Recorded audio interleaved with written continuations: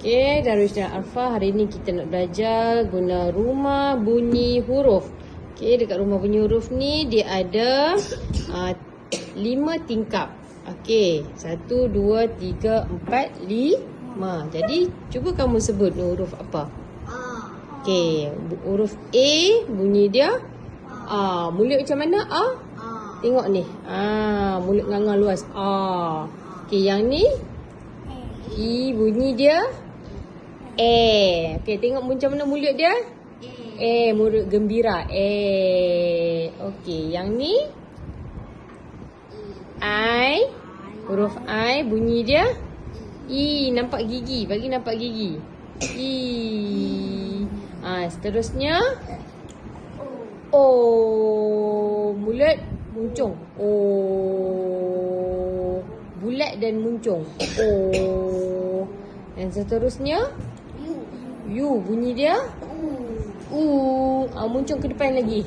U. Tengok. U. Okey. Cuba Darwish ambil ini. Gambar apa ni Darwish? Pegang. Gambar apa tu? Tak. Tak. Tengok mulut macam mana?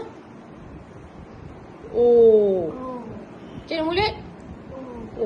Okey, masukkan ke mulut bunyi O tu. Okey, betul tak? Betul. Okey, pilih satu Arfa. Okey, tengok Arfa. Arfa nanti dulu tengok tu gambar apa Arfa? Tengok okey. Buat bentuk mulut I. Yang mana I yang nampak gigi? I. Pandai. Okey, Darwish pula. Okey, Darwish, apa tu?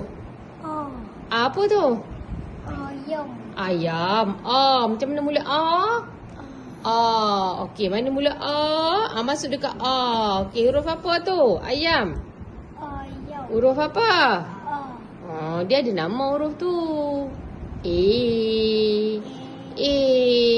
Huruf A bunyi dia bunyi dia. Huruf dia A bunyi dia. Okey, ambil satu lagi Arfa. Arfa pilih apa? Tu gambar apa? Udang. Tunjuk cikgu. Udang. Arfa buat muncung panjang kat depan. Mana yang muncung panjang Arfa? Boh dalam rumah dia. Dalam tingkap dia. Pandai. Jangan salah tingkap. Bagus Arfa.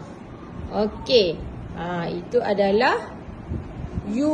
Huruf apa Arfa? Huruf apa? U. Pandai. Okey, satu lagi. Darwish. Gambar apa Darwish? Tunjuk cikgu. Apa? Happy. Okey, macam mana mula Tengok tunjuk kat cikgu mula mula Okey, bubuh dalam tingkap Mana tingkap huruf apa? A untuk api. Satu lagi last. Tu yang tu. Apple.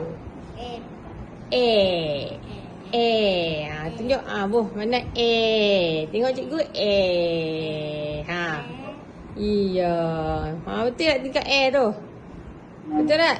Okey. Huruf apa? Apple. Huruf apa? Huruf I. Okey, bagus. Pandai. Tepuk.